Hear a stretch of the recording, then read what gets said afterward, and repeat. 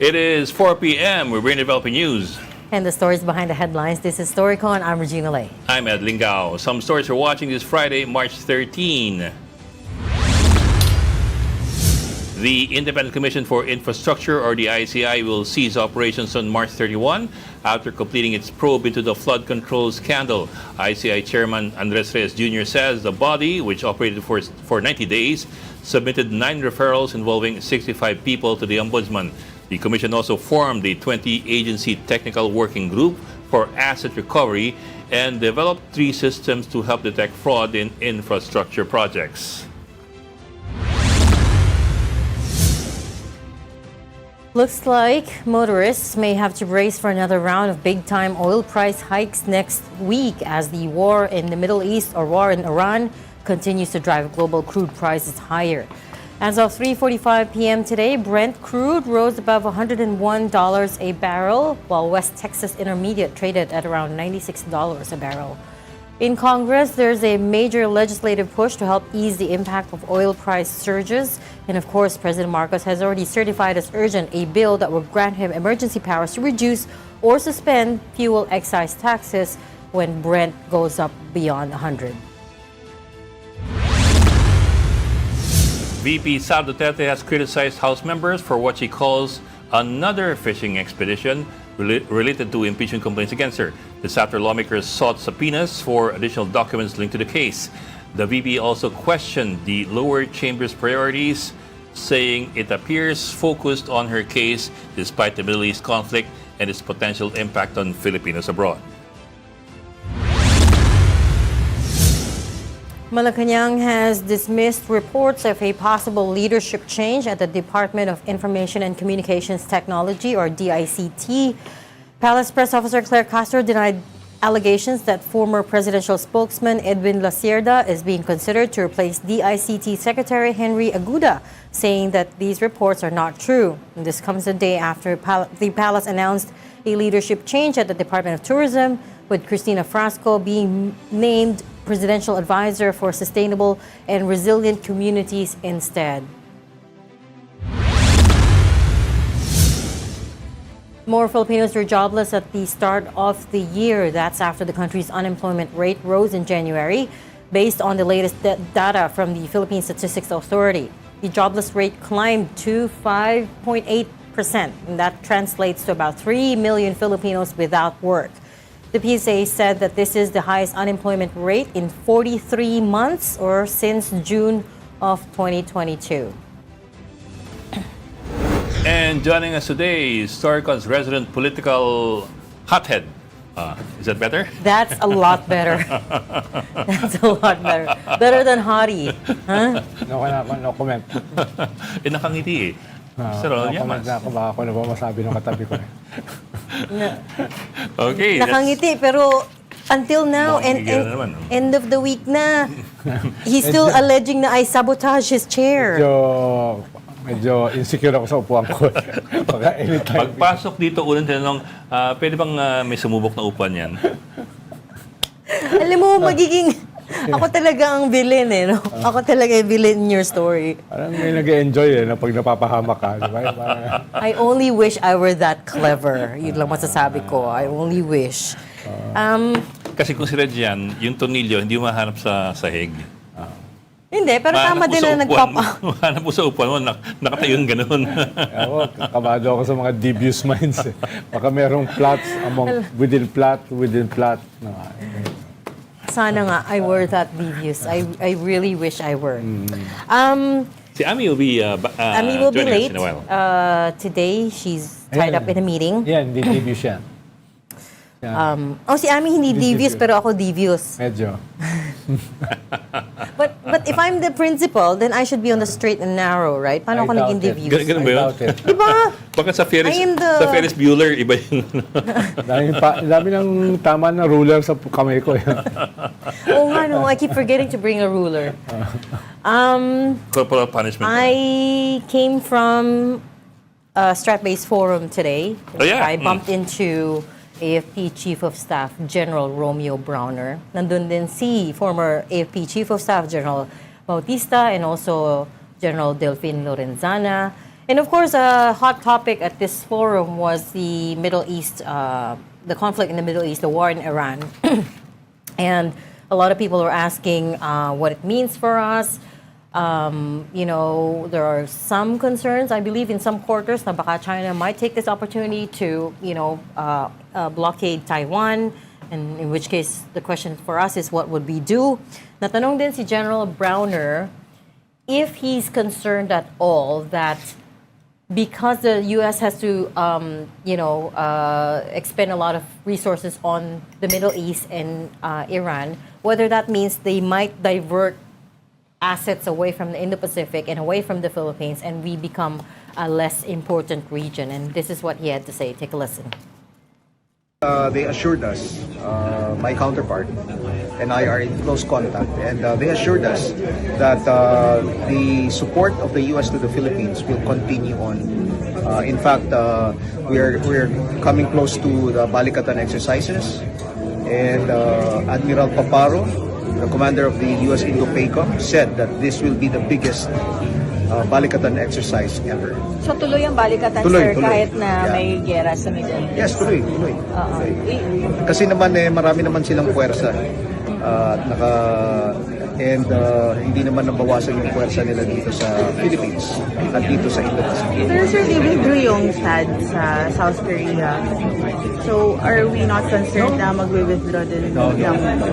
We were assured naman na tuloy-tuloy lang yung activities natin. We have set several activities for the year with the United States as part of the MBB-SED agreements that we have with them. So tuloy-tuloy lang yan. Walang hinto, walang humpay. Sir, nakaread There you have it. General Browner himself saying that this year's Balikatan exercises with the U.S. will be the largest ever. Wala naman daw concerns, according to him, that the U.S. might pull troops away from the Indo-PACOM and move it to the Middle East, where there is obviously a raging war. But then again, also remember that see General Browner, his term is coming up. I think he's finishing by July. And wala pang word at this point who is going to be taking over. And at this point, wala pa namang ground war sa Iran's Wala air pa. and missile war. Boots on the ground. And you don't know if they'd want to put boots on the ground there. Although may boots on the ground ng Israel, mga special operations In forces nila In? sa border. At saka, of Iran. yeah, kasama ng mga Kurds. Sila yung tumutulong sa Kurds. Northern Iran. Yeah. Ang The, gusto kasi nila to destabilize the situation, mag-alasa yung mga tao. Pero hindi ganun kadali. But it's really so difficult. I mean, the ganun Kurds have always been a minority in all the countries that they're in. Yes, at saka may iba pang tribes doon, nakaaway din yung mga Kurds. but then, At saka tested kasi na yung leadership ng Iran, kahit ma-wipe out yung isang layer, may papalit. At ngayon, yung mga pumalit, puro mga younger. we actually, overnight, we had the first statement from the new supreme leader of Iran, si Mojtaba Khamenei. And he said, he took a hardline stance, as expected, and said the Strait of Hormuz should remain closed at this point in time. Yes. Which is why now you're seeing the prices of Brent crude jump back up again. 100 101. 100 plus. Yeah. 101. Which means na dapat kuha na yung excise tax. Sabi kasi dun sa bill, pag lumampas Hindi ng pa- 100. Hindi pa pumapas. Saka isang 30 buwan din days, average of 30 days. Ito mo isang buwan, dapat i-average mo. Yung condition ng bill na to is that average of 30 days bago sila magsususpend. So mararamdaman natin yan after 2 months. Ganun. Well, that was my question eh. first, you wait for the bill to get passed. Yes. Then you wait for Signed. 30 days. And then, 15 days after signing, then Then it kicks in. kicks in, and then you wait 30 days. Kaya it's So by Dalawang May, end of May, masususpend. baka lahat tayo nakabisikleta na nun. Kaya bumili na ako ng maintenance sa medicines ko. For the next 3 Kasi months. magmamahal. Magmamahal lahat eh, di ba? Kasi Gas. we import Gas. a lot of things. Yung mga basic, di ba? Bilhin mo na. Okay. Some estimates for next week, mas mataas yung itataas ng presyo ng langis. And that's only Yes. for the 4-day averaging. Sabi Ipin nila, 5 more days. than, more than 100 na per liter. Ouch. So kung Kaya- na-shock kayo this week, Okay, let's not talk about this. Okay lang naman. On the other hand, What? you naman what the US is doing. They've lifted sanctions on Russia so they could get a hold, so that some of the Russian fleets could pass through and deliver oil. So, parang ano ba talaga? I thought the point was to sanction Russia for its invasion of Ukraine, and now, obviously, with the prices of crude globally, there's going to be demand for Russian oil. Ang tawag dyan ni Lenin at saka ni Stalin, the direction of the main blow. Sino ba ang kalaban mo at this time? Hindi ko na nga alam sino. Yun yung direction nila. Ang gulo na. Ang gulo na. Kaya bilhin na kayong bigas. Meron na akong bigas. Ngay, hindi ako nakapag-stock up. Lahat kasi tataas, yun ang problema And most people don't know, the top 3 oil producers are US, Russia? Russia and Saudi. So, Ang advice, So it looks like nandun lang sila. They're safe. What about the rest of the world, right? So they can What about do us little things. people? Exactly. What basta about ang us advice, little people? no panic buying. Kaya huwag kayong magka-panic buying. Pero ikaw nagpanic buying Hold ka your na. horses. Hold your horses. Hindi yung panic buying. Talagang bumibili ako in advance. Okay. everybody will use that Parang argument. ginagaslight tayo. Na bumili lang ako in advance, but that's not panic Not buying. panic buy. I just bought in advance in a hurry. Yung panic buying kasi, yung bibili ka na, di ba? So do it calmly. With that expression. Do it calmly, ganon. So you know, so Trump at least has Itong next 3 found... months, okay lang mag-zoom, no? Hindi pwede. Hindi pwede. Wala ka lang ang TF, So- tapos ang taas pa ng presyo ng gasolina, di ba? Oh, yeah, So yeah, negative ka na. so negative ka na because of Ikaw, the show. may kape ka naman, dami mo reklamo. Kape na instant coffee. I think he brought that in. Ay, iba na din ba? Hindi. Hindi, galing dun. Oh, yun kasi powdered. Kita ka, reklamo pa kayo. Di ba kayo pwede Saan bumili? nakita yung, no, may... Brewed coffee man lang. Saan ba nakita yung, now, gas is more expensive than beer. Oo. Ang problema dyan kasi, well, I wish at this point, obviously, looking back, you think, sana na-develop na agad yung Malampaya because at least there you have gas reserves.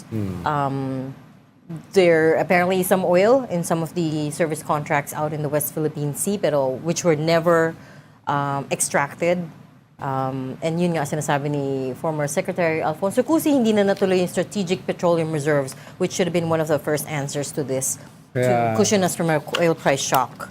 Kaya iinom na lang ako ng beer na mas mura sa... Mas mura kaysa kaysa oil, di ba? Dati ba gasolina iniinom mo? Tapos pag inom ko, dahil masama loob mo di pag beer ka na lang habang tumataas yung gasolina, di ba? At least ngayon, numb ka pa, di Okay. ba? Gusto niyo pa ng bad news? Ano pa? May pahabol Meron ka pa, pa? marami pa. Pero meron naman konting good We news. found we hit a new historic low for the Philippine peso, closing today at 59.735 against the US dollar. 59.73. No, That's the lowest. that's the Dati, nag-70 record eh. low. Nasa 59.50 tayo. The previous record low was 59.50. Now we're at 59.735 against the dollar, which at this point, to be honest, is not all that surprising because this was to be expected na Yes. the peso was going to weaken. In fact, we keep saying na even before war broke out in Iran, there were already some economists projecting that the peso could hit 60 to the dollar in the first quarter of this year. Nadagdagan pa ng conflict sa Middle East. So now I'm seeing some projections for up to 61 pesos to the dollar. Which Kaya puro ka na lang. Puro nepo babies na lang ang makakabiyahe ngayon. oh my gosh. Kami mga karaniwan tao, may hirapan na. Dahil nagmumultiply na yung plane fare. Remember, we buy our oil with dollars. Yeah. We buy fertilizers in dollars. That's why sa agriculture, expected din tumaas tong mga commodities. Really. Bigas, wheat. Well, we produce very little wheat. Pero fertilizers, like the input for fertilizers, urea, we also import that. We import a lot of things, a lot of finished goods as well. Pero may konti namang good news. Halimbawa, kakalanding lang ng 24 Filipinos sa, di ba alam anong exactly yung bansa? Tinulungan sila ng Singapore. Yung Royal Air Force ng Singapore. Yes, Dinala Singapore sila sent dito. the Royal Air Force plane. Kaya at least may tumutulong Saka hindi ganun karami naman yung gustong Parang bumalik. may Royal Air Force ng Singapore. Of course. May royalty ba sila? No, but May katabi tayong Singapore yun. May Royal Air Force ng Malaysia. Hindi, lahat naman yan, kung dati, mga British yan. dati, Yeah. there's a Long ago, man. Kaya, Long ago. kaya naiwan yung long time ago. And that was long before they had an Air Force. And now their Air Force is probably, I don't know. Maganda Air Force nila. The SAF, the Singapore Armed Forces. I don't know if they're actually don't know what their capability is. If they have more planes, for example, they than have a lot us. of planes. Oh, they do. They do, Yeah, they do. They Mas have marami more- sa atin. They have more Mas marami fighter sa atin. jets. Mas maraming fighter jets. They have modern fighter jets. Yes. Matagal silang may F-16. I think they've moved on to F-18 Hindi, o F-35s. tsaka yung kanilang industry, they are making aeronautic products. Matagal na rin naman. Na ginagamit sa fighter Oo. jets. There's- So, yung kanila, yung industry nila high-end. Yeah. High-end. So if they have F-16s, F-15s, tayo nasa Dati yun, F-16s for them are old already. now it's for Wala na silang F-35s. They're We're still at really old already. F-16, yeah? Huh? We're still F-16. We've never had an don't- F-16. we never had We've been F-15. hoping to have an F-16. Ano yung meron tayo? F-50. F-50. FA-50 FA-50. from Korea. Tsaka ang target Was that nila, the donated one? No, we bought it. We bought it. Pinoy. tsaka ang target nila by in 10 years, lahat ng vehicles nila ay electric na. And our FA-50 are lead-in fighter trainers. Andun They're ako, supposed to get our pilots ready to move on to real fighters. But a lot of them are not in operation kasi walang spare parts. They, I think they yun yung try problema. to Walang go slow with the usage. Oo. Sino yan? Sino yan? So, yung FA-50 natin. okay. hindi yung rotation ba? Kasi Hindi, may ito naman, so sa many atin- hours lang yung ano eh. Yung Sa atin naman, parts. pwedeng ayusin sa talyer yun eh. Pupukpukin. Hindi, yun ang ginagawa natin sa Bronco at sa MG520. Pero sa FA-50 kasi mas kailangan nila ng ano eh. Mas, Should I reveal sino yung tumatawag Wag na, sa'yo? wag na. It's, nakita ko yung pangalan. one syllable, two syllables. Tumatawag pa eh. Ano? Sagot, takpan na natin yung, ano, yung microphone mic. mo. Sagutin mo na. Wag ko. Might be an urgent national issue. National security issue. Naintriga tuloy sila. Sino ang tumatawag kay Ronald Llamas? Okay, in other news, wala ng ICI. Finally, we have confirmation that it's closing its doors March 31. But can you imagine, January pa na pag-uusapan yung ICI, hindi na umaandar. Ha? Sinara na ICI? After 2.5 months, Surprising. after 2.5 months, finally, somebody said, okay, tindahan, sarado na. So, when you look at the timeline of it, remember there was a time last year, tanong tayo ng tanong, why doesn't he certify this as urgent? Why doesn't he certify this as urgent? Yung ICAIC. Oo. Diba? Ito na yung sagot.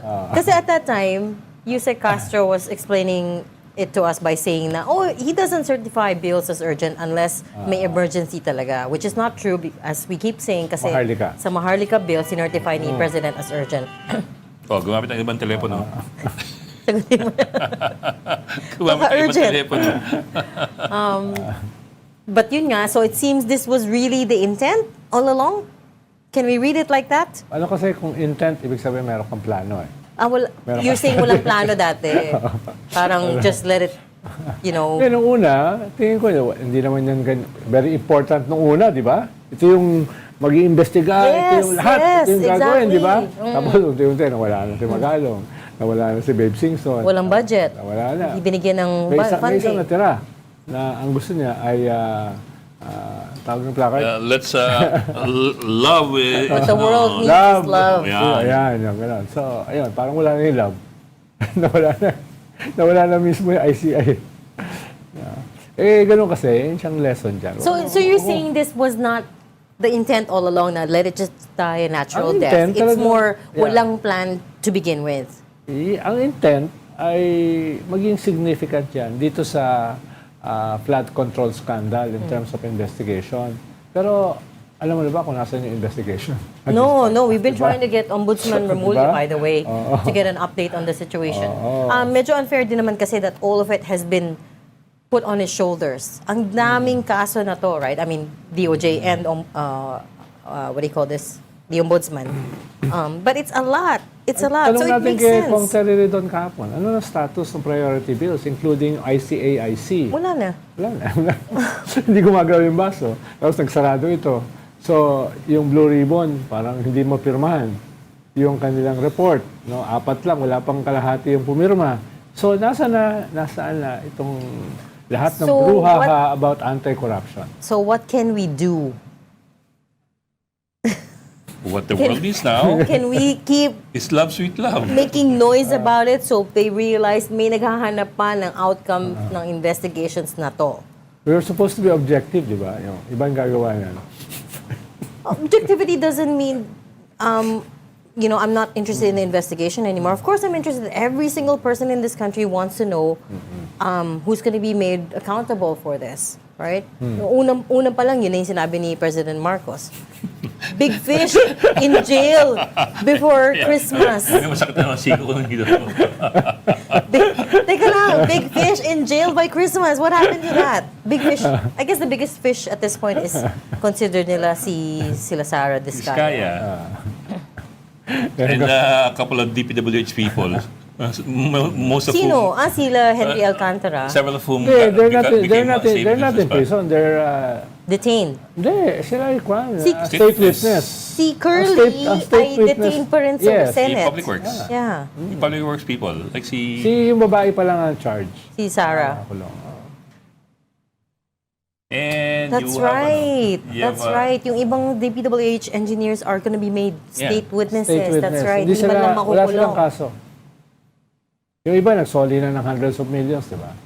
So, yun isang lesson. Which is, Pag nagnakaw ka ng several billions, isoli mo. magtabi ka Sorry. ng ilang dami. O magtabi ka Soli mo. pang ano Para pang, state witness ka, Oo, di ba? panukli mo. Oo. Panukliman lang ba? Galing, di ba? Impress ka? I'm worried people are gonna take you seriously. Talaga yun yung gagawin nila. Hindi pa ba ginagawa? They're gonna set aside money. Hindi pa ba ginagawa? Ginawa na nga, tinanggap na nga. Pang restitution. Pang restitution, no? May argumento pa kung hindi mo kailangan restitution muna eh. Oo nga, may nag-aabogado pa nga sa Diskaya, di ba? Uy, before I forget, anong balita mo dun sa kay Edwin Lacerda? Why is there rumors floating around he's being... Hindi naman totoo yun. Hindi totoo. Pero nakikita mo na yung pinag-usapan natin last December na revamp.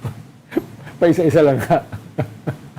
Di ba yung sinabi natin? So you don't... Unlucky na yun, di You ba? don't consider it a revamp? Hindi, paisa-isa. May susunod pa dyan. May susunod pa. Meron pa. Oo. Pero I doubt kung si Edwin yung papalit. He only just took over. May unlucky na yun eh. Na nanganganib. So may 2 na. So may 7 pa. You mean iisa-isahin pa yung 7? Abutin tayo ng 2028. Huwag ako sisihin mo. Sinabi ko lang, cabinet revamp eh. Okay. All right, let's bring in our first guest now this afternoon. We're talking to BIR spokesperson, Attorney Brianna K. De Los Santos. Welcome to Storycon, Attorney De Los Santos. Hello po, good afternoon. Hi, good afternoon. Good afternoon, Attorney. Good afternoon po, ma'am, sir. You're talking to Reg, that's me, and then Ronald, and then Ed. I guess the first thing that we wanted to ask you about is, kamusta na yung LOA issue, the letters of authority issue? I know when Commissioner Charlie Mendoza took over, he promised to, he first, froze the issuances of LOA, but later on, he lifted that moratorium. So now we're back to issuing LOAs. I wonder what guardrails have been put in there to ensure that they won't be abused or weaponized anymore. The BIR already lifted the suspension last January 27, 2026, and it issued RMO 1 2026. So, ang ginawa po ni Commissioner Charlie Mendoza was to strengthen and safeguard the conduct of audit. Unang-una po, meron na po kaming single instance audit framework. Kung dati po ay nag-i-issue po ng letter of authority, multiple, sa single instance audit framework po, pwede isang LOA na lang po per taxable year covering all internal revenue taxes.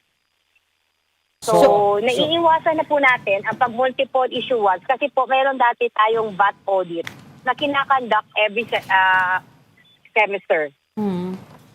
So, but attorney, isn't there already a law that or hindi ko sure if it's a law or a directive that you can't audit a business for, was it 3 years straight, unless you have reasonable cause? No, we can audit po. Ang issuance naman ng LOA is safeguard yan ng batas na para ma-check ang compliance. Ang 3-year period yun po is on the period of prescription na hindi mo na po ma-audit pag beyond the 3-year from the date of filing ng taxpayer. So, nangyayari po kasi dati, nagmumultiple LOA kasi nag-i-issue po, nauuna po lagi ang VAT audit assessment. So, pag nai-issuean ka na ng first quarter na VAT audit, at the second quarter, i-issuean ka po ulit. Tapos, ang Revenue District Office, where the taxpayer is registered, can also issue letter of authority covering all internal revenue taxes except VAT. So, may hindi po siya nagpo-cover ng same taxes. That's the reason why. Is it allowed? However, iba-ibang opisina po ang nag-i-issue niyan at ang submission po ng mga taxpayer nagiging multiple lang rin po. But wasn't it also the problem before that, although there are guardrails in place, that the issue was with the rogue revenue officers and district offices? We've spoken to a lot of businesses that have told us na yun nga, na-audit sila sometimes several times in a year, sometimes once at least every year. And many times what these auditors or what these assessors are asking for is, of course, bribe. So what are we doing to curb that? That's the reason po. Commissioner Charlito Mendoza issued RMO 1/2026 para po ma-protect ang ma-systemize ang issuance of LOA. So ang nangyari po dito, ang pag-issue at pagpili is system-assisted na po. So pag system-assisted na, dati kasi may discretion sa pagpili. Although we have criteria on the selection, but since it is manual, ang nangyayari po, may discretion po sa pagpili, kaya yun ang nangyayari, nagiging multiple. In this case, system-assisted na po siya, maglagay na po kami ng parameters sa system na once the system detects na pumasok po siya sa mga criteria, yun lang po ang time na mai-issuean ng letter of authority. However, I just want to clarify rin po na kung sa system-assisted po, it doesn't mean po na hindi ka na po mai-issuean every year. Kasi pag na-trigger ang system, mag-i-issue pa rin siya yearly kung nakakwalify ang taxpayer. Opo. And can I just clarify, does system-based mean it all goes up to Commissioner Mendoza's office? Siya lang ang pwede mag-authorize ng LOA audit, is that right? We already have the parameters set under Annex A of RMO 1/2026.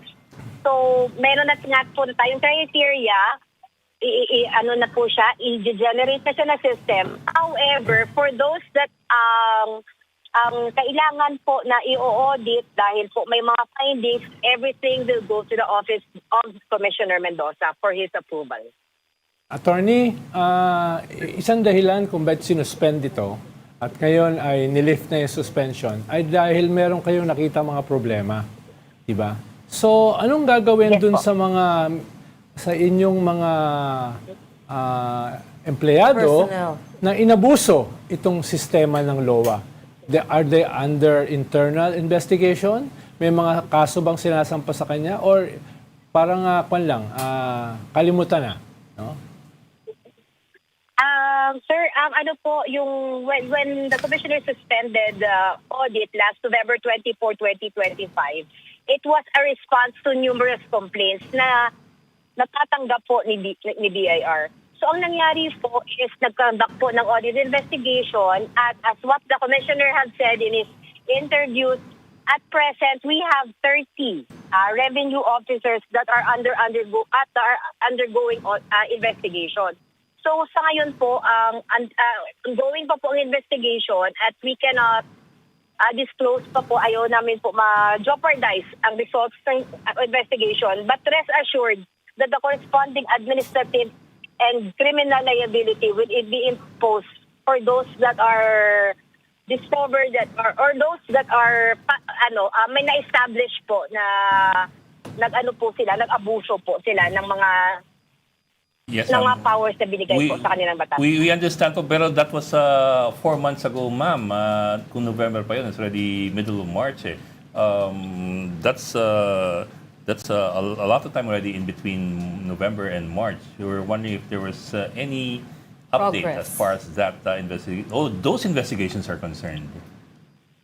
The suspension was last November, but Yes, ma'am. it took, syempre nag-investigate pa po, tapos yun nga po, nag-ano na po kami, i-investiga na po na kami ng mga, nakitaan na po ng probable cause. But we also Okay. have to observe due process rin po sa pag-investigate sa mga yun. So kakasuhan sila, attorney? Yes po. Okay. At this point, let me just bring in our other co-host, Amy Pamintuan. She's the editor-in-chief of Philippine Star. Amy, we're talking to attorney Rihanna K. De Los Santos, the BIR spokesperson. Hi, attorney. Hi, everyone. Sorry, Amy. I'm late. Happy Technical weekend. problem lang kami dito. Okay. Ma'am, pahabol lang dun sa Good afternoon, Ma'am Ami. may na po kayong may probable cause are you free to tell us how many employees or officials of 30 BIR 30. have been found to in 30 pa sa ating under investigation, pero Yeah. yung May probable cause na, na. Okay. mga ilan na ho kaya? Ang as at present po, may mga 30 po kami. All of them. May probable cause na. Yes po. Lahat. These are in-house employees of the BIR. Yes po. Mga empleyado po. Okay. Opo. And at this point, are they still working at the BIR or nasuspend sila? Some are imposed already a preventive suspension. Iba po, tapos na po ang preventive suspension nila. May expansion pa ba yan, attorney, yung investigation nyo on graft? Kasi matagal na naman na problema yung corruption sa BIR eh. At any assessment by a person, yan ang problema, hindi ba? No? Merong Human element. merong leeway sila eh. No? Laging sinasabi, ito yung assessment ko, malaki, pwedeng bawasan na lang natin. That's the SOP, di ba? Yung naririnig namin sa mga story. Ganito kalaki yung assessment nyo, liitan na lang natin, pero siyempre, meron kaming konting facilitation fee or whatever you call it.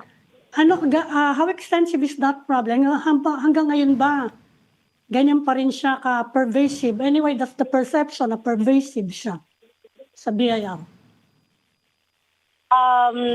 Sa ngayon po, kasi ma'am, nag-resume pa lang po yung audit investigation. Yes. So, ang naririnig din po natin is all, yung mga general statement po. But with respect to a actual na complaints po na pinafile, meron po, inaaksyonan naman po namin. Pero yun nga po, ang mga nagrereklamo kasi hindi naman po ganun kadami. Kaya, siyempre, kung may magrereklamo po, inaaksyonan po namin talaga. Kung magrereklamo, saan po magrereklamo?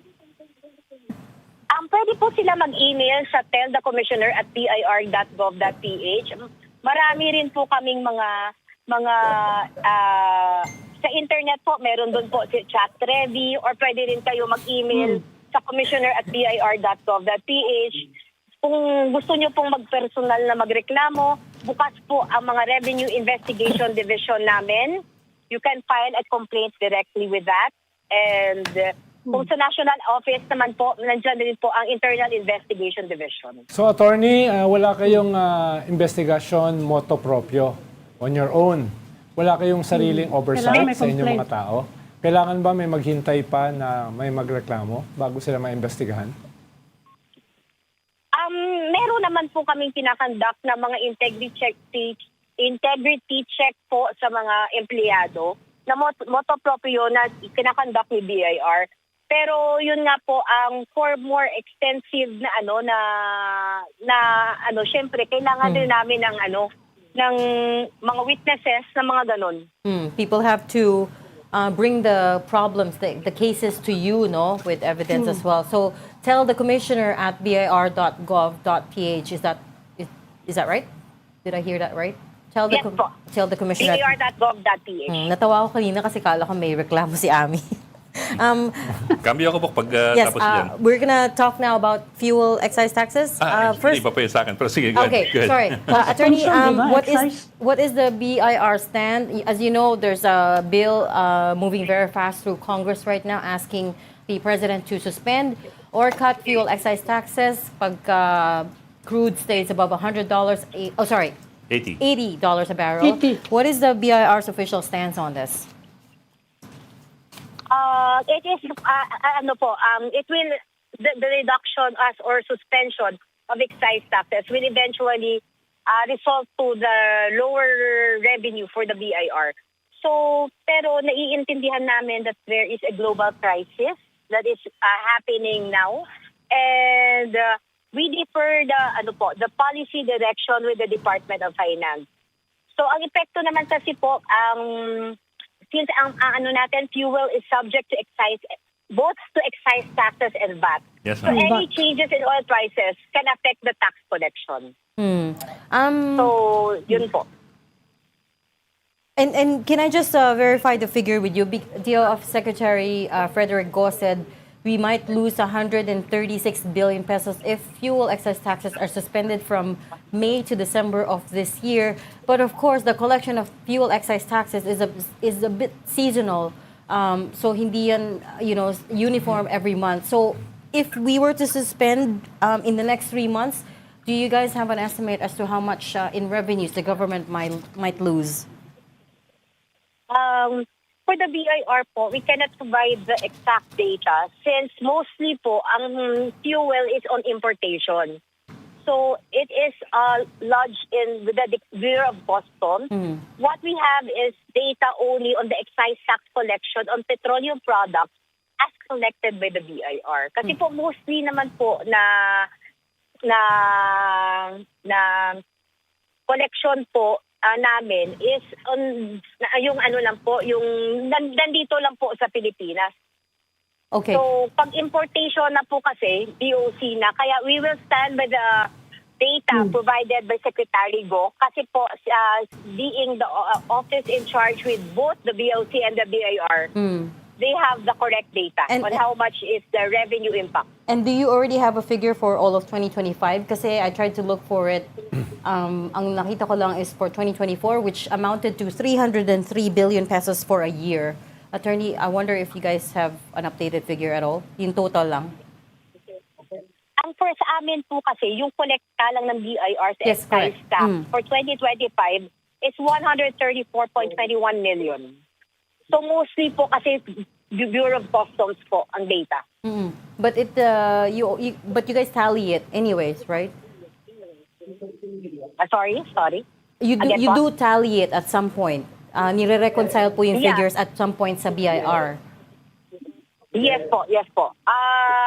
It is with the Department of Finance that that monitors and collates all the data in the collection of the petroleum products, excise on petroleum. Okay. Ed, Ma'am, cambio lang ako. Medyo iba-ibang topic ng konti.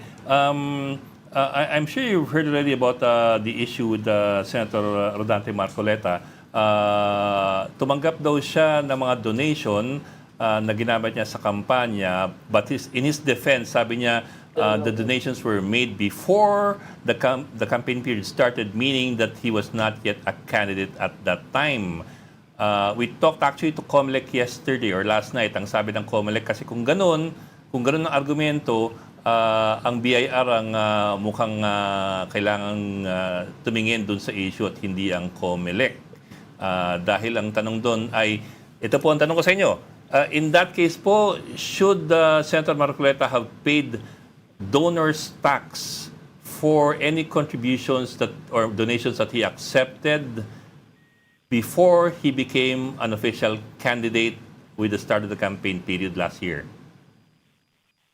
For collections, for donations naman po kasi for campaign period, that was granted before the election period, is dapat subject sa donor's tax po. Subject dapat sa donor's tax po. Tama ho? Yes po, yes I po. got you right. So he should have paid donor's tax if he insists that it is not covered by the campaign period because it was done before the start of the campaign period. Magkano po yung donor's tax dapat? How much would that be in percentages? It's 6% po of the amount, donated amount. Okay. I don't know if I don't know if you can answer this, but would the BIR have any record of any payment of the donor's tax by the senator, by the good senator? We will check on that po. Or if we have, we can check po on his filing po kung nabayaran po yung donor's tax. Kasi yung po, that's the conundrum right now. Kasi lumalabas kasi na wala raw siyang, ang ginastos daw niya sa kampanya is 112 million, pero ang kanyang salin is nasa 52 million lamang. So mas malaki ang ginastos niya kaysa sa yung kanyang pag-aari at wala raw siya officially na mga campaign contributors. Kaya po kaya po lumabas ang issue na yan na ito ba donation within the campaign period or donation outside the campaign period. So klaro po 'yon. Must pay Any donor's donation tax. made before he became a candidate, Yes po. regardless of whether it is used Yes, for po. for the campaign itself or for other personal purposes, has to have been subject to donor's tax. Basta before po the campaign period. Yes, ma'am. Attorney, I think, by the way- nabayaran, pwede bang belated payment? Yes, Kung sorry, hindi sorry, nabayaran, sorry, ma'am. pwede bang bayaran ngayong taon? Yes po, ma'am. We can make an assessment but subject to the corresponding penalties and interest. May penalty yon, may penalty. Hindi naman siya criminal Yes. Wala namang criminal doon. Yes po. Ha? Subject lang po sa corresponding surcharge and interest. Okay. Let me just correct the record as well. I think he Pero reported. sir, pero Go ahead, ma'am. Go ahead, ma'am. Yes, ma'am. pero if it's if it's proven that there was an unintentional failure to file the appropriate taxes, pwede po rin masasubject sa criminal liability. Pag intentional. What does that mean, ma'am? Yeah. In terms of intentional... Paano mapapatunayan kaya yung Opo. tax evasion nun eh? aksidente. Paano kaya mapapatunayan Oo. nun? Kasi po alam naman na po na kung sa subject siya sa excise as a donor's tax at hindi po nabayaran. Depende po we will check on that po. Kasi po Okay. that's basically between October 2024 and February of 2025 pa. Bali, basically more than a year ago. Yeah. And the spending, the figure for campaign spending was 139.9 million pesos. That's the latest. That's Yeah. that's what he reported, but the declared net worth was 52 million pesos nga. So there's a big discrepancy there. Okay, but it's clear. I mean, as far as donors tax, we all pay donors tax. I mean, If you get donations. yeah, exactly. Kahit naman even for assets like land, you have to pay donors tax. Meron namang history, attorney, ng nakasuhan nyo in similar situation? Similar non-payment ng donor's tax? Based on records po, I do not have any data sa ngayon, pero parang wala pa po. Okay. Speaking of tax evasion, attorney, let me just pivot again. Have there been any updates on the tax evasion case against the Discayas? Ano na pong nangyari doon? With regards to the case against Sarah and Curly Discaya, so the BIR already have the complaints filed with the DOJ and it is undergoing legal process. So ngayon, continuous pa rin po ang pag-audit namin sa mga kaninang properties and additional cases may follow. Kasi yung nauna po naming na-file ng mga cases is activation cases. It also involves yung mga pag-aari nila ng mga yung sa excise taxes nila for the 9 luxury vehicles. And yung mga documentary stamp tax, yung related sa share, so yung sa pag-transfer ng mga shares. So ngayon, as we are all aware, marami rin po silang kumpanya. And yun nga po, undergoing pa po lahat sa investigation on whether we will file a criminal case on those companies. But personally po, we already filed a cases against Sarah and Curly Vizcaya. So the figure that you guys, how much did you say the liability was supposed to be? It's more or less 7.18 billion in tax liability. Okay, 7.18 billion pesos. Yun nga yung naalala ko. It was in the billions, but I couldn't remember the exact figure. But hindi pa po yan tapos. You are still assessing the businesses. So that figure doesn't include tax Yes. liabilities for the businesses yet. Hindi pa po. Yung mga other companies, alam naman po namin na napakarami silang companies po. What happens if... What about yung mga cases sa politiko or former politicos involved in the flood control? Kumusta naman, kasi I understand you're being tapped by the ombudsman and the DOJ for all these investigations. So for all other personalities that were mentioned and identified during the congressional and Senate hearings, there is an ongoing audit investigation that is being conducted against them. So kung meron po kaming findings, we will file the corresponding criminal cases, particularly po yung yung tax evasion kung hindi po sila naka-file na there is an intent to evade payment of taxes. Mga ilang tao po kaya yon, yung personalities, political personalities? I do not have the records sa ngayon, but we can provide you po in sa next po na ano. But how are you? I mean, I'm just curious about how you're investigating this. Are you how are you able to come up with the figure for the tax liabilities? You binabasa niyo po sa I guess for the politicians it would be the SALNs or the SOSES against the ITRs, the income tax returns. Is that it? The BIR has power under the tax code to access third-party information. So yung mga involved na personalities, diba, aware naman po tayo na po sila, ang mga kontrata nila nakikita naman sa DPWH, makikita naman sa mga COA reports, kung magkano ang mga disbursements. Lahat po ng government agencies po, pwede po naming matingnan kung kung yung mga records rin nila. So, extensive po ang audit investigation na kinakandak. We coordinate with all government agencies. Tulad po ng mga Diskaya nga po, nag-issue kami ng mga warrants of garnishment of the properties. We send letters to the LRA, including sa mga sa LTO, kung may mga sasakyan po sila. So ganun po ka-extensive po ang pagkandak ng audit investigation po. Okay. All right. In relation kanina dun sa excise tax, paano meron ng sabi nga ni Reg, may mga mawawalang na revenues pag na-implement yung excise tax suspension for at least 6 months. Yung isang usapin kasi dyan, attorney, ay para mapunuan yung mawawala na revenues ay improved tax collection. Meron ba kayong indicative idea kung gaano kalaki yung nawawala sa tax evasion sa ating bansa annually? At sa ngayon po, I do not have data on how much po ang nawawala sa tax evasion. Pero pinag-aaralan nyo ba yan? Kasama ba yan sa inyong trabaho na i-assess? Yes po. Oo. Yes po.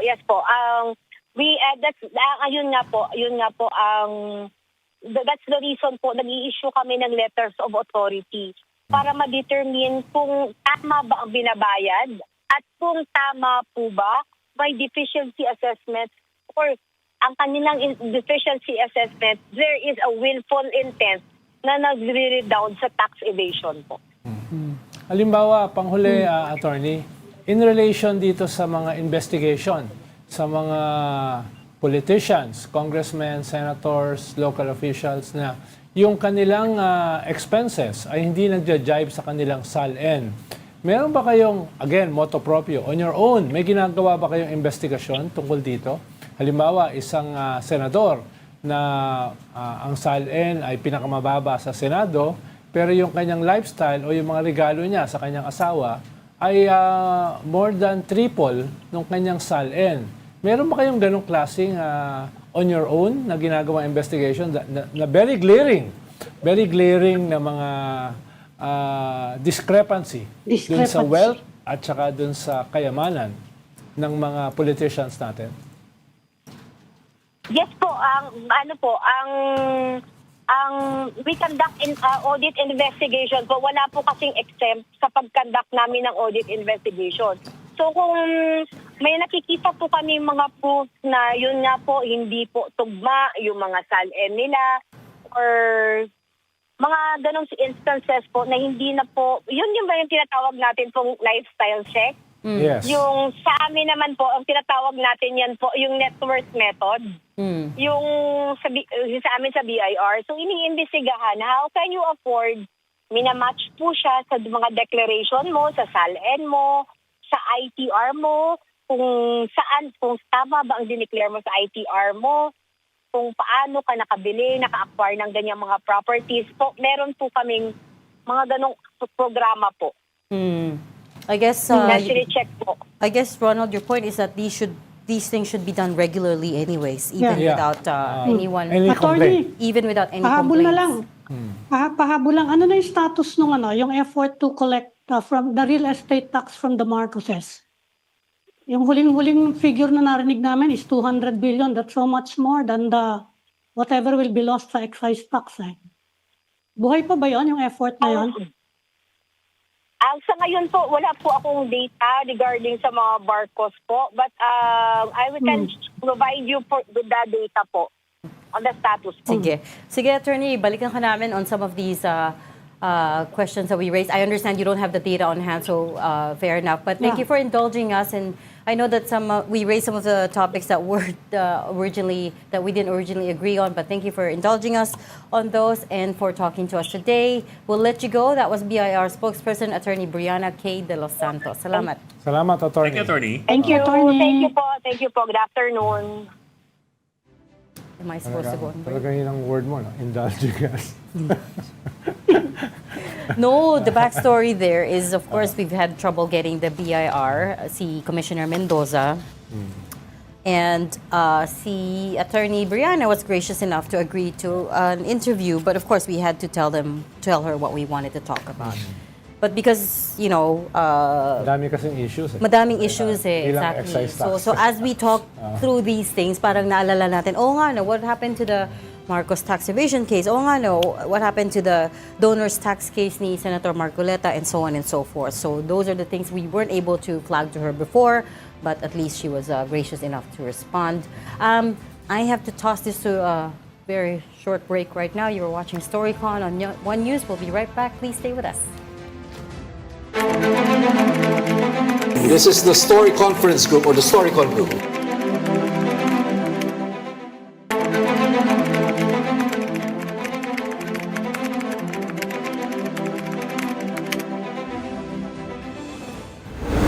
We've got developing news in the story span and headlines. Welcome back to StoryCon, the Story Conference. I'm Ed Lingao. And I'm Regina Lay, still with us, Amy Pamintuan of the Philippine Star, and Ronald Llamas, our political heckler.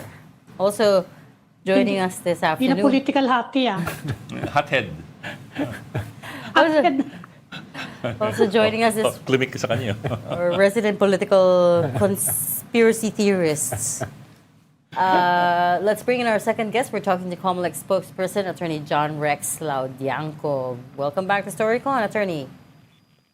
Magandang Hi, hapon Attorney. po, Ma'am Ami. Hello po, Ma'am Ami, Ma'am Regina, Secretary Ronald, and Sir Ed. Magandang hapon po. Hi, sir. Kahapon, Ako ulit. attorney. Attorney, kahapon guest namin Yes, si Senator Ping Lacson at napag-usapan yung kaso ni Senator Marcoleta. Ano na bang status nun?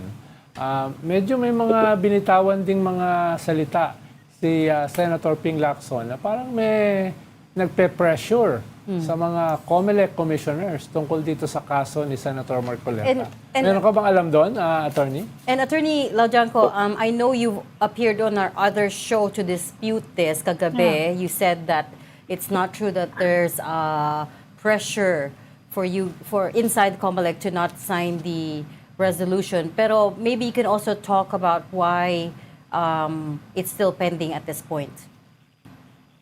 Dalawang bagay po. No? Kung matatandaan niyo po, the November fact-finding investigation conducted by COMELEC po was a motu proprio investigation. Wala pa pong kaso. There was no case filed then against Senator Marcoleta. This was brought about by the public information made during an interview regarding a supposed contribution but were not declared in his sources. So the COMELEC on its own issued a show cause order which was scheduled to be heard on December 22. But unfortunately, Senator Marcoleta filed a motion for extension which was routinely granted, and the hearing was set on January 6th. So the January 6th hearing proceeded with the senator submitting his answer to the supposed show cause orders. And now, since January 6th, we have been waiting for the Political Finance and Affairs Department to conclude their investigation and issue their recommendation. Now, per the information given by Chairman Garcia, we were supposed, the PIFAD was supposed to submit to the Commission and Bank their recommendation as regards the fact-finding investigation. However, on March 5, we had formally received from the Office of the Ombudsman an endorsement for a criminal complaint filed by Professor Danilo Arao and the Contradaya Group and the advocate. And this time, this is a formal case. So the case was forwarded to the COMELEC Law Department, which was tasked now to conduct a preliminary investigation, a formal preliminary investigation. And as we know, compared to the fact-finding investigation being conducted by the PIFAD, it's an administrative issue. And this criminal investigation takes precedence over that. And that's why there may be several prejudicial questions and issues. That's why PIFAD withheld its recommendation, and they may be even called by the Law Department during the preliminary investigation. So what will happen is that this preliminary investigation will take precedence over the previously conducted fact-finding investigation. So Attorney, merong mga insinuation din na meron daw yatang binago si Senator Marcoleta dun sa kanyang yung mga declaration niya. Ano lang naman, unverified daw yan. Can you comment on that? Naku, wala po, ma'am. Because nung na-submit po sa amin ng sources, they were even made public. Nakapost po yan sa website po namin. So medyo imposible po na makapagbabago pa, given na nung in-upload po namin yan, ay in-announce po namin at alam po namin maraming nag-download, maraming nag-screenshot. So medyo imposible po yung sasabihin na may babaguhin pa patungkol dito sa submission sa amin. Mm-hmm. Sir, if you can, could you please review for us kung ano yung depensa na sinabit ni Senator Marcoleta dun sa kanyang filings? Exactly what did he allege or what did he claim to be part of his defense? Opo, in a nutshell po, for the fact-finding investigation, ang defense po niya ay yes, meron siyang tinanggap na contributions, but these contributions were received prior to the campaign period. At ang depensa po niya dito is that yung Section 16 ng Republic Act 9369 na nadesisyonan din po ng Supreme Court sa Peñera versus Comelec, na kahit nakapag-file ka na ng Certificate of Candidacy, hindi ka pa kandidato at lahat ng pinagbabawal, lahat ng obligation sa kandidato ay hindi pa maipapataw sa iyo until the first day of the campaign period. Yun po yung kanyang depensa doon po sa supposedly undeclared contribution. Yes, sir. I do recall Peñera. Pero sir, how much did he claim to have received as a non-candidate between the time he filed his COC and the time that the campaign period started?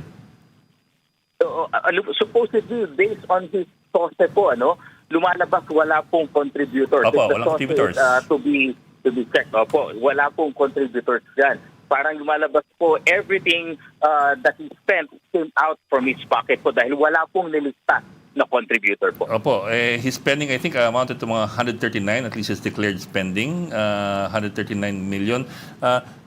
Yun lang kasi I don't want to assume that all 139 million came from the donated the donations allegedly made before he became candidate. Di ba? He might also claim that some of it came from his own assets. But did he give a number as to how much he supposedly received as contributions? I haven't seen his yung exact po niya na answer.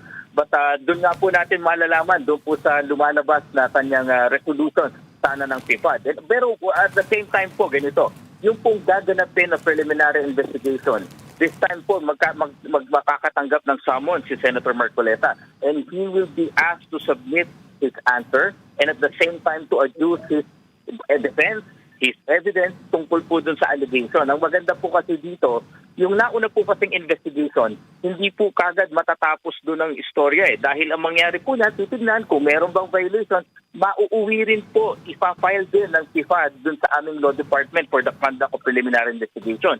Ang maganda po dito sa latest case, diretso na po kagad ito sa preliminary investigation. And after this, kung meron pong finding ng probable cause ang COMELEC Law Department, mauwi po tayo sa filing ng criminal information for election offense sa regional trial court po. I asked that, sir, kasi we just talked to the BIR spokesperson just a few minutes before you came online, and we asked in particular about this case. At ang sabi ni Attorney De Los Santos, tagapagsalita ng BIR, any person who accepts a donation before the start of the campaign period should have paid donor's tax of 6%. Tama po kayo. Kaya nga po ganito rin, nagja-jive po yung ating mga batas patungkol po sa taxes, specifically the donor tax, at patungkol naman po dito sa contributions received for campaign. Ang pagkaka-jive po niyan kasi, kapag ikaw ay tumanggap specifically for campaign expenses at gagamitin mo yun doon, lumalabas po kasi wala tong buwis. Ano naman ang kapalit nito? Kailangang ideklara mo ito para masabi natin na talagang ginastos ito sa pangangampanya at hindi ito nasasaklaw ng pangangailangan ng buwis. And at the same time, sa kabila po, tama rin po at kami naniniwala sumusunod dito sa BIR. Dahil kung i-declare mo naman na hindi ito para sa labas pa dun sa sinasabing pag-uutos ng batas sa pangangampanya, pagiging kandidato, dapat naman talaga meron po na tinatawag na donor tax for any contribution or donation. Lumalabas po kasi donation po ito Pagdating sa mata ng BIR, donation po ito na marireceive nila. Pero sir, when is it your jurisdiction and when is it the BIR's jurisdiction? I think that might be the next question now. Which agency takes precedence over which case? Especially if it's going to be a criminal case. Who takes charge? Opo, Sir Ed, kasama po ito doon sa hinihintay namin na mariresolve dahil nga ang issue po talaga dito lumalabas ba hindi itinanggi na merong contributions na natanggap. Pero ang sinasabi, tinanggap niya ito, hindi pa siya kandidato. Now, two questions. First, ito bang tinanggap na contributions na ito na para supposedly sa pangangampanya ngunit tinanggap ng hindi pa sa kandidato ay kailangan ding maideklara sa SOSE? At ang kasunod na question po nun, kung hindi kinakailangan, dinalabas nga po parang ito'y donasyon na masasaklaw po ng mga batas patungkol po sa mga donasyon po. Okay, pero sir, I go back to my question. So sino dapat ang sorry, we're not lawyers. Pero okay. Sino po dapat ang who takes charge of any case, if at all? Opo, yun nga po, precisely because this one involves not just a question of facts po but a question of law. Yun po yung gusto nang masagot ng ating COMELEC PIFAD at ng COMELEC Law Department. Masasaklaw ba talaga ng batas ng pagdedeklara sa SOSE? Yeah. Dahil pag ito'y saklaw ng batas ng pagdedeklara sa SOSE, yung mga contributions na ito, kahit hindi pa siya kandidato, sa COMELEC po yan. COMELEC po ang hahabol at mag-audit at mag-check ng compliance sa mga requirements dyan.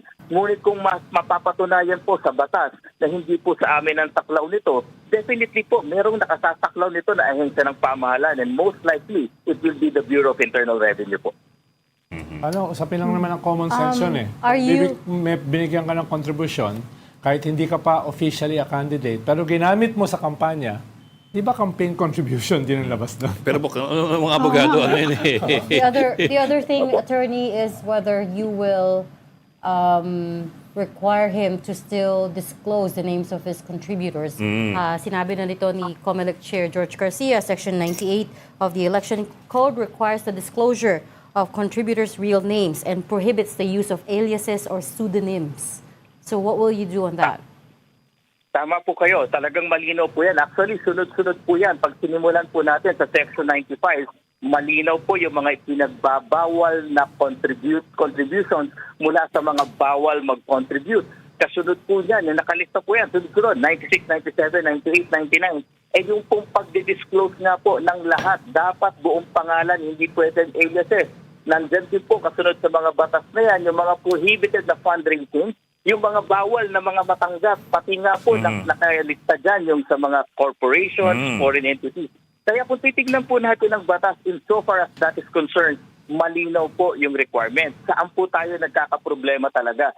Pumasok po kasi talaga yung issue, naging legal issue po yung talaga na kailan ba i-require sa'yo lahat ito at kailan ka man nagiging kandidato. Kaya nga po nabanggit ko kahapon kila Sir Ed po na in fact nangunguna po ang COMELEC na maamyendahan na ang batas na ito dahil ito rin po yung nagbigay sa amin ng problema na nawala na po yung pagbabawal namin sa premature campaigning. Dahil nga po kiniklaim nilang lahat na hindi na sila kandidato. Hindi po katulad dito sa Omnibus Election Code na hindi po yung automated elections law. Once nag-file ka ng CSS, kandidato ka na, lahat ng pagbabawal nakapataw na po sa kanila. Attorney, Tingin niya may suporta kayo niyan sa Congress, attorney. Kasi yung mukhang yung mga politiko mismo ang may gusto niyang ganyang setup eh. You think you will get support from Congress for that amendment? Meron naman pong assurance dahil nga po nung sinusulong po namin ito, maganda naman po ang reception. Actually, we filed this po as early as the 18th Congress. Nung pong 19th Congress nga po, binalangtas na namin revised Omnibus Election Code. Unfortunately, hindi nga po naging batas. Hindi po kami susuko. Itong 20th Congress po, ipa-file pong muli ng COMELEC po ito. Attorney, on another separate case. Wait. Let me just finish this point. Kasi I completely agree. Omnibus Election Code is pretty clear. Articles 95 to 99, when you read it, malinaw naman what the law is trying to prohibit premature campaigning. And then there's also conflicts of interest when it comes to campaign donations. And yet, with the case of Senator Cheese Escudero, this was dropped by COMELEC eventually for lack of probable cause. Kahit na the donation of, I think it was 30 million by Lawrence Lubiano, who is behind Centerways construction. Tama po. Yeah. I mean, I'm just trying to point out that, yes, the law is clear, but what has the COMELEC done about it, right? Pero yun yung tanong ko eh. Ay, sorry. Akala ko ibang issue. Di ba siya na-resolve ng COMELEC, di ba? Attorney? No, Isang committee pa lang yun. Hindi na nila inakyat sa unbank because it was not adversarial. Is that correct? Yes, pero may nagsampal ng kaso. Tama po. Sila Attorney Francis. Sa kaso naman po ni Senator Escudero po, ang nangyari po kasi doon, based on the writings of the law, yung Section 95C. And ang nakalagay po kasi doon, no person or juridical entity na kasama na may contracts with the government. So in plain words, yun po ang sinabi ng TIFAD na in so far as the person is concerned, sinearch na po namin ang lahat, wala po na siya mismo ang may kontrata. But in so far as the corporation, meron po talaga, hindi naman ma-deny na incorporator po siya.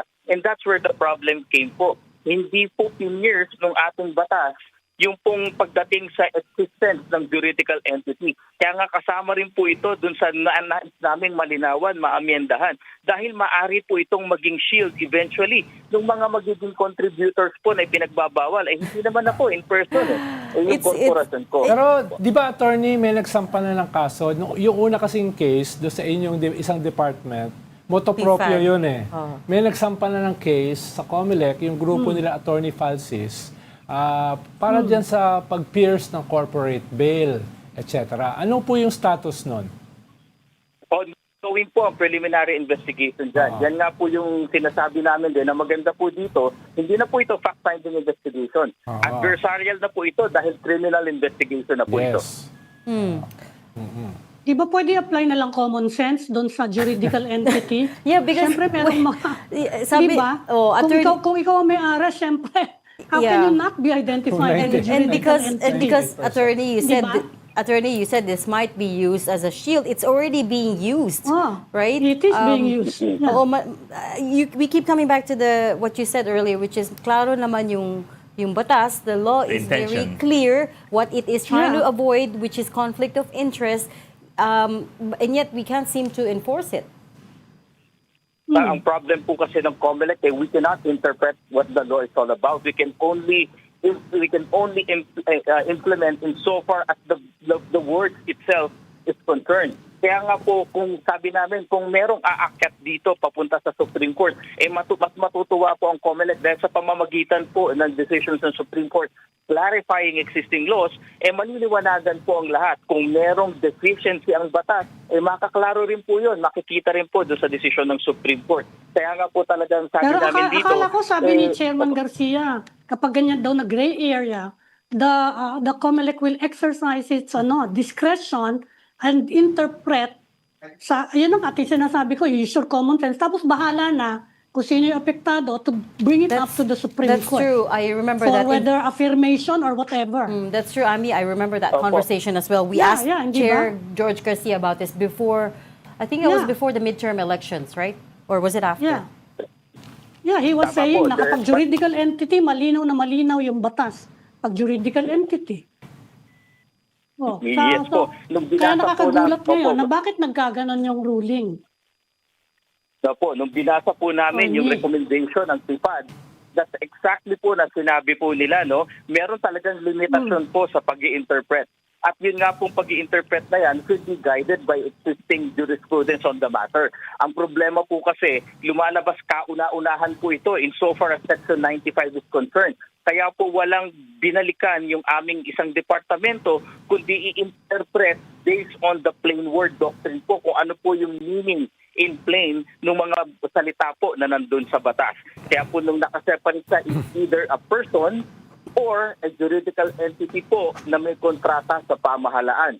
Nung sabi po nila, yung person itself, yung himself, walang kontrata. But the juridical entity, yun nga po ang meron. Pero dahil nga po ang depensa ay based on his own person, yung pagko-contribute niya, doon po nagkaroon ng kanilang problema po.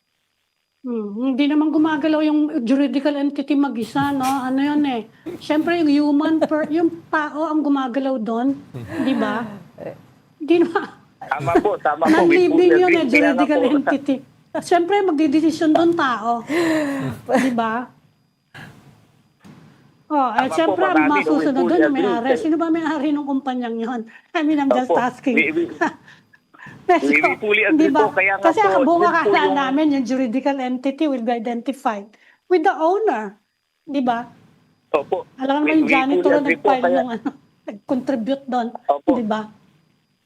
Oh. Yun po yung nakita naming deficiency sa Section 95C. Hindi po katulad ng ating existing na corporation code, malinaw kung kailan ipipierce ang corporate veil. Pagdating po dito sa 95C, wala po kasing ganong provision kung kailan ipipierce ang corporate veil. Ang nagkaroon lang po na distinction whether you're a person or a juridical entity. Well, Attorney, I think Meron the din issue... kasi with the case of Senator Cheese Escudero kasi there are many other I mean, if you really wanted to look, there are many other connections that may have fallen in the gray area. For instance, it was reported that he was also campaigning for the Lubiano, the brother of what's his name? Lawrence Lubiano, who became, I think, a councilor or I was trying to look it up, a town mayor of Sorsogon. So marami naman connections doon that if you really wanted to look, that you'll be able to find. Maraming smoking guns. Opo, no? Yes po. Kaya lang po, we have to separate kasi yung issue nga po dito yung contribution talaga. Does it fall under the prohibition of Section 95C? Yun po yung issue na nalimit dito. Pero nothing naman po prevents anyone from filing a case, again, patungkol po doon sa kung may makikita pang ibang violation. At ang sinasabi nga po namin dito, etong pagdating sa election offense, ang prescription po nito ay 5 taon. Kaya po kung halimbawa meron pong mahuhukay, meron makapagsusumite, meron makapagpapile sa COMELEC, hindi pa naman po prescribe po ito. And in the first place po, yung nauna namang investigation, ay hindi pa naman po ito yung hindi pa naman po itong preliminary investigation. Yung pong sa PIFAD ay lumalabas ay fact-finding investigation po. So open pa naman din po ang pinto patungkol dito. I think, Attorney, the big issue for a lot of people, including us, na hindi naman abogado, is that the COMELEC chose to take a plain reading of the words of the law instead of looking at the spirit of the law, which you also acknowledged naman kanina. The spirit of the law basically says that you're trying to avoid the conflict of interest, and clearly in these cases there does appear to be a conflict of interest. So yun lang po, parang the spirit of the law versus the plain The reading letter of the of language the of semantics. Okay. Doon po medyo nagkaroon ng hiccup, if at all. Opo, meron din po kasing doktrina regarding the spirit of the law na diyan ka pupunta kung hindi malinaw doon sa words ng law. Ibig kong sabihin nito, kung sa plain words ng batas po ay hindi maintindihan o magulo, tsaka ka po pupunta doon sa spirit of the law. Yeah. At base po sa opinion ng aming Political Finance and Affairs Department, malino po yung distinction na nilagay sa Section 95C. Kaya nga po sabi namin, hindi katulad ng Corporation Code, merong instances kung kailan mo talagang kailangan i-pierce ang corporate veil. Pero pagdating po sa ating Omnibus Election Code, wala po yung provision na yun. Merong lang clear distinction between a person and a juridical entity. Pasensya na, Attorney, if we're pressing you on this, because honestly, this issue is Okay lang po. a recurring one, and it is a long-standing issue na until now has clearly not been resolved. And we're just a little Pero frustrated. attorney, wala bang precedent cases tungkol dyan? Wala po actually, Secretary Ronald. Yun nga po ang problema. Sabi po namin, kung meron po sana, baka po dyan pumasok yung kanina pa natin pinag-uusapan, piercing the corporate veil doctrine, yung pong spirit of the law. Doon po namin makikita lahat yan kung meron po sana. Attorney Laujanco, Sana tinesting nyo na, attorney. Para merong parang judicial. Merong Pero we can test actionable the law. case ang May precedent na. sakaling umakyat sa Supreme Court, di ba? yeah. Opo, Yan may ang proseso pagkaintindi po namin kasi. gagawin actually ni Chairman Garcia eh. Sige, testingin na lang natin yan kasi malabo eh. Opo. Yan ang akala namin Meron po kasi- mangyayari. Anyway, hindi Opo, nangyari. dahil- So, the end na po yung case na yon, attorney. Unless someone else Meron files pa naman po- another complaint. Insofar as the fact-finding investigation po, yun po yung sinasabi natin na may recommendation na na-terminate na. But gaya nga po ng nai-remind po ni Secretary Ronald, meron pa pong ongoing na preliminary investigation dun po sa isang kaso na sinampa sa COMELEC Law Department. Attorney Laujanco, the last time we spoke to COMELEC Chair George Garcia, he said that you were COMELEC was investigating about 50 other contractors who contributed to campaigns in the 2022 and 2025 elections. Tsaka may mga more senators were involved. Whatever happened to that? Tuloy-tuloy po yan. Doon po sa findings po nun, merong iniimbestigahan na ilang party list. Meron po kaming nakita na tinutuloy po yung investigation ngayon patungkol sa isang governor, meron din pong vice governor, meron din pong mayor. Proceeding po yan at yan po hindi naman po bumibitiw pa ang Commission on Elections po. How much longer do you think it's gonna take? Because the last time, matagal na since we last spoke to Chair Garcia and he said, you're looking into it. Medyo matagal-tagal na, sir. Mamadaliin daw. Opo po, ganito po kasi wala pong hard and fast rule pagdating sa investigation. Gaya nga po ng naipapaliwanag na namin lagi, dapat kung ano man ang kalalabasan ng investigation, hindi pwede po itong half-baked. Bakit? Dahil po ang resulta nito ay either magsasampa kami ng kasong kriminal na dadaan sa preliminary investigation at ultimately po pag ganyan ang goal mo, kailangan titindig sa korte ang lahat. Mula doon po sa findings of fact, hanggang doon sa ebidensya na nakuha, hanggang doon po sa batas na gagamitin. Kaya po kami po pagdating sa COMELEC, hindi po namin pinipressure talaga yung mga investigador. Hinahayaan po namin. In fact, hindi kino-confine ang kanilang authority na mag-investigate at mangalap ng ebidensya kung saan doon sa mga naisumiti lang. Medyo malawak po ang leeway ng investigador po pagdating sa ganyan. Any other senators being investigated that have not been named? Sa ngayon po, parang wala naman po na in so far as the contract is concerned kasi po nag-certify naman po ang ating DPWH nung hiningan po namin sila. At yun nga po yung nakita namin, yung pong may ilang party list na patuloy na imbestigahan, may governor, may vice governor at may mayor. But sir, being a government contractor isn't just confined to being DPWH contractor. Pwede ka rin contractor sa DepEd, pwede ka rin contractor sa DOT, and so on and so forth, DSWD. Were you able to check? Correct. Opo, ongoing din po yung checking yan. That sinasabi nga po namin, hindi limited sa infrastructure. Pwede po sa goods, pwede sa services. In fact, pwede po sa consultancy. Sa lahat ng pinapasok po ng gobyerno na kontrata ay talagang papasok yung pagbabawal.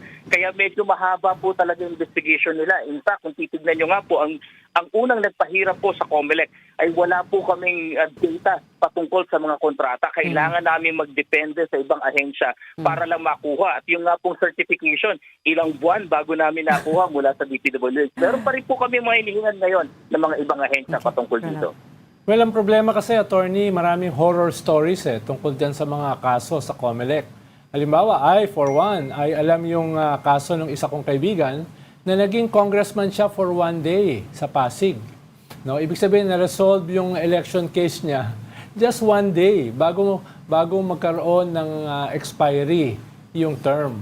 No, so yung ibig sabihin nauunawaan namin na maraming proseso na dinadaanan, pero sana naman hindi umabot sa next election.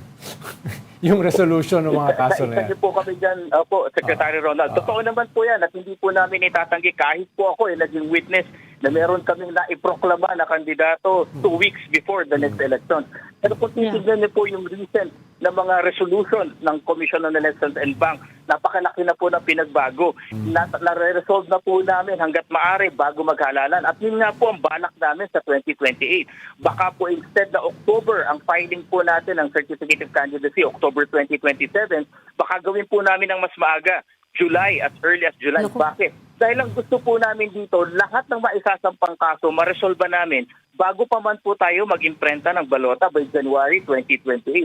Nang sa gayon, hindi po malilito ang ating kababayan, lahat ng issues resolved na. At ang pinakamaganda po dito, at hindi naman po ito isang beses lang nangyari, mabibigyan po natin ang Supreme Court ng chance na desisyonan din kung ano man naging desisyon ng COMELEC. Dahil meron din po instances na gano'n na nakapag-desisyon po kami, ngunit ultimately naiakit kami sa Supreme Court, medyo minsan nababaliktad kami, minsan nasusustain kami, may epekto po ito pagdating sa dynamics ng halalan.